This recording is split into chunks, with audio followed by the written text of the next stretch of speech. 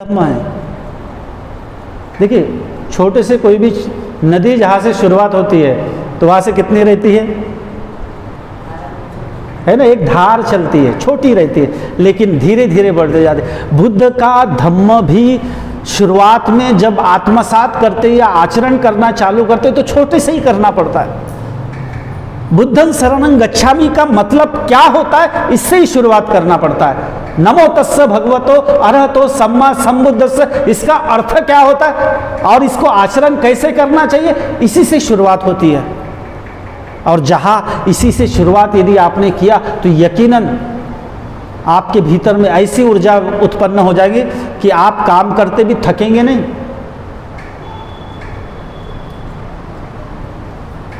दोपहर का जो समय होता है, संडे का समय 2 बजे का, वो आराम करने का होता है और वो समय मैंने आपसे ले लिया है, तो इसलिए थोड़ी दिक्कत है, हो रही है नहीं क्या? नहीं हो रही? नहीं, कुछ लोगों की आदत होती है कि ठीक है, जिसको मेहनत करने की आदत है वो तो ठीक है, लेकिन कुछ लोगों की आदत है कि अभी तो 2 बजे तक, महिलाओं की खासकर कि 2 बजे तक तो हमने क्या किए हैं, काम किए हैं, तो और सुबह से लेकर 5 बजे से उठ जाती है महिलाएं, घर का काम करते रहती है। तो फिर 2 बजे के बाद में क्या होता है, उनको डुलकी आना चालू हो जाती है, खाना खा लेते और फिर नींद सताती रहती। तो मैंने वो समय आपका ले लिया, तो आपको भी वो कल का जो आपने सोया होगा तो वो असर आज भी दिखाई दे रहा है थोड़ा बहुत। तो एनर्जेटिक आप बनोगे, धम्मों को आचरण करोगे तो आप एनर्जेटिक बनोगे, आप ऊर्जावान बनोगे। और जब आप ऊर्जावान बनोगे तो आपको नींद भी आएगी तो आपके मर्जी से आएगी, नींद भी आएगी तो आपके मर्जी से आएगी। रात में सोना बहुत जरूरी है। शरीर को 2 चीज़ों की बहुत आवश्यकता है, एक तो भोजन और दूसरा नींद। जिसकी नींद अच्छी है शरीर अच्छा रहेगा, भोजन अच्छा मिल रहा है तो बिल्कुल शरीर बहुत अच्छा रहेगा। लेकिन जहाँ नींद कम कर दिए और भोजन बराबर नहीं किए तो शरीर में क्या उत्पन्न होना चालू होते हैं, बीमारी उत्पन्न होना चालू होती है। और फिर बीमार शरीर से आप धम्मों को आचरण नहीं कर सकते। जब आपका शरीर, जैसे घर में परित्राण पाठ हो रहा है या वंदना हो रही है, उस समय में आप जो है, मुझे बोलना कितने बजे तक है, नहीं तो मैं बड़बड़ करते ही रहूँगा। एक्चुअली क्या है कि मेरा जब तक विषय समाप्त नहीं होता ना, तब तक मैं बोलते ही रहता हूँ और पूछते ही रहता हूँ। तो बात तो समझ में आ रही ना, है ना? हाँ, तो फिर भी थोड़ा बता देंगे, सूचना कर देंगे कितने बजे तक बोलना है, तो मैं उस हिसाब से फिर अपना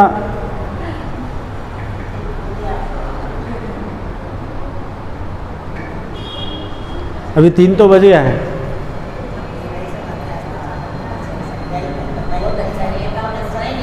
हाँ,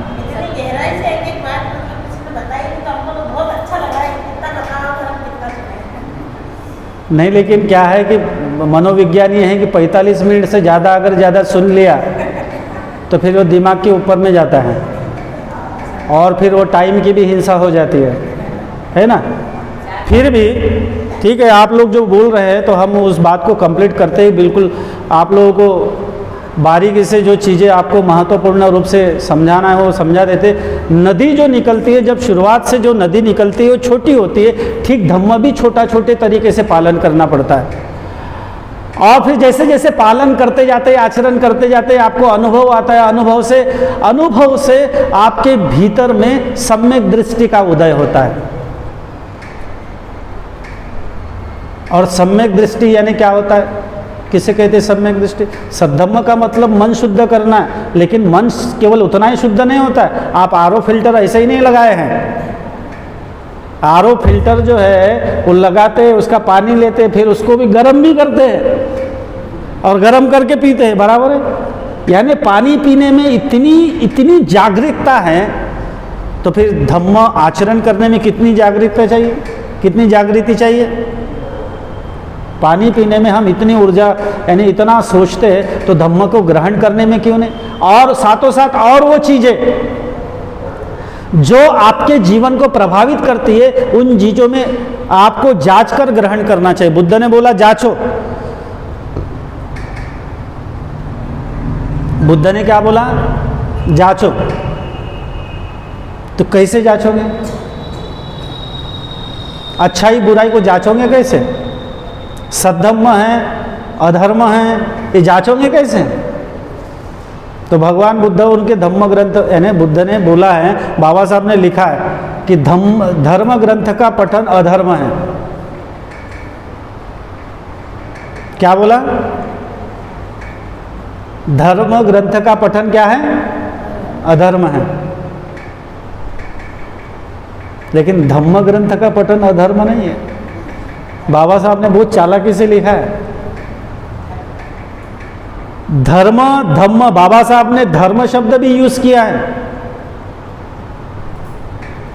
और धम्म शब्द भी प्रॉपर जैसा का वैसा यूज किया है, प्रयोग किया है, उसका उपयोग किया है। और बाबा साहब के एक भाषण में मैंने पढ़ा कि जगामध्ये फक्त एकच धर्म आहे, केवळ आणि केवळ बुद्धांचा धम्म। और बुद्धांचा धम्म नहीं तो भगवान बुद्धांचा धम्म, ऐसे बाबा साहब बोलते हैं। बाबा साहब भगवंत, मराठी में बाबा साहब के भाषण आप पढ़ेंगे, भगवंतांनी सांगितलं, भगवंत असे म्हणाले, बाबा साहेब बार बार बोलते थे। अब मुझे बताइए कि मैं बोल रहा हूँ कि 3 बातों से मन शुद्ध होता है, जब भी मैंने बताया कैसे, वंदना करने से, ध्यान करने से और शीलों का पालन करने से। और ये आता कहाँ से? श्रद्धा से। अब बाबा साहब में श्रद्धा थी क्या?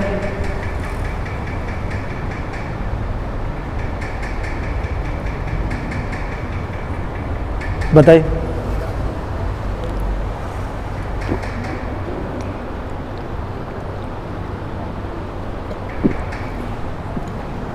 बाबा साहब की कितनी श्रद्धा थी, एक उदाहरण है उसके लिए।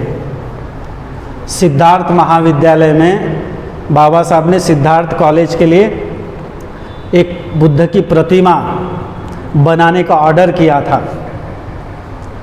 और जस्ट बाबा साहब कार से उतरे, बाबा साहब को घुटनों का दर्द था, चल के नहीं होता था, बहुत दिक्कत थी, घुटनों का बहुत तकलीफ थी बाबा साहब को, यानी खड़े रहने में बहुत दिक्कत होती, तो लाठी लेकर खड़े रहते थे।